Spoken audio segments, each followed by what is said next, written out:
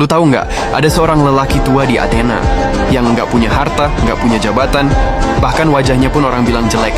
Tapi ironisnya, justru dia ditakuti sekaligus dikagumi. Dia nggak pernah nulis buku, nggak pernah jadi raja, tapi satu hal yang dia lakukan bikin orang marah sekaligus membuka mata dunia. Dia bertanya, terlalu banyak bertanya. Dan karena itu, dia dihukum mati. Namanya adalah Socrates. Socrates lahir sekitar tahun 470 sebelum Masehi di kota Athena. Waktu itu, Athena lagi jadi pusat dunia. Demokrasi baru lahir, seni berkembang, teater dan patung ada di mana-mana. Orang-orang sibuk ngebangun kejayaan kota. Tapi Socrates nggak ikut arus itu. Dia bukan orang kaya. Ayahnya seorang pemahat, ibunya bidan. Dari kecil, Socrates belajar soal hidup dari dua hal. Membuat sesuatu dan membantu orang lahir ke dunia. Dua pekerjaan sederhana, tapi nantinya filosofi dia banyak dipengaruhi itu.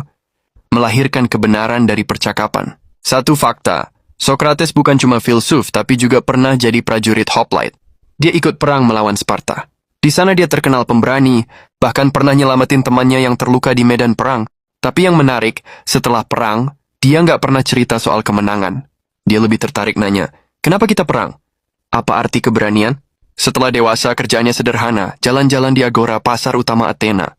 Ngobrol sama siapa aja, tukang roti, pedagang, seniman, politisi, bahkan anak-anak muda, caranya ngobrol unik. Dia nggak ngasih ceramah panjang, dia cuma nanya, apa itu adil? Apa itu kebaikan?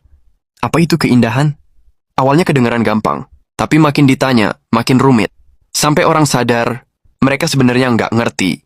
Metode ini sekarang dikenal sebagai metode Sokratik bertanya terus sampai lawan bicara sadar akan kebodohannya. Dari situ muncul kalimat legendaris Socrates. Yang aku tahu hanyalah bahwa aku tidak tahu apa-apa. Masalahnya metode itu bikin banyak orang tersinggung. Politisi jadi malu di depan umum. Seniman yang ngerasa jenius ternyata nggak bisa jawab pertanyaan sederhana. Anak-anak muda kayak Plato dan kawan-kawan jadi ngefans berat sama Socrates. Efeknya, orang tua mereka bilang, ini orang tua nyebelin, bikin anak-anak melawan, bikin kacau. Socrates dianggap merusak moral pemuda. Tahun 399 sebelum Masehi, Socrates dipanggil ke pengadilan. Tuduhannya 3. 1. Merusak pikiran anak muda. 2. Tidak menghormati dewa-dewa kota. 3. Membawa dewa-dewa baru. Jumlah juri? 501 orang. Demokrasi Athena memutuskan hidup mati seseorang lewat suara mayoritas. Socrates bisa aja pura-pura nyesel, bisa kabur, atau bisa diem. Tapi dia malah bilang, kalau aku dibebaskan dengan syarat berhenti bertanya, aku lebih pilih mati. Karena hidup tanpa mencari kebenaran, bukan hidup yang layak. Itu bikin banyak juri makin marah. Hasilnya, Socrates divonis mati dengan cara minum racun hemlock.